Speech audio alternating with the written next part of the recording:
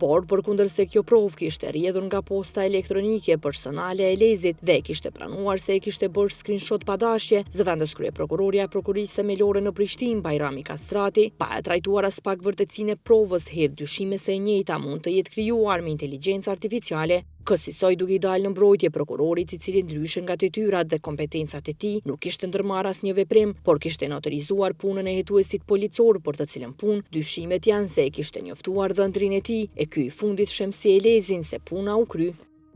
Jeni në ndjeni si prokurori për relacionin që ka zotri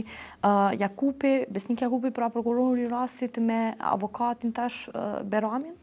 Po, kemi informacione që ka një relacion familjar, kështu që nuk përbën kjo një argument dhe themi një dozë dyshimi se fotografia mund të ketë rrjedhur nga vetë zotri Jakupi tek zotri Berami duke qenë se ka mik të familjes? Fakti që ai është një relacion familjar mes tyre nuk nënkupton që të ketë rrjedhë nga ana jonë, domethënë nga ana e prokurorisë, në këtë rast nga ana e prokurorit, se si është bërë ajo fotografi, tani në ditët e sotme ne jemi dëshmitar të krimeve të ndryshme kibernetike që bën dhe veprave të ndryshme që kryen në fushën e kibernetikës dhe nuk lihet anash as mundësia që ajo mund të jetë një manipulim, sepse nëse ju e shikoni dhe nëse e analizoni me aktakuzën e cila është edhe në dosjen e lëndës, e cila është e deponuar edhe në gjykat, shihet se ka ndryshime, të shumta, nuk ka numër të lëndës, nuk ka datë, nuk ka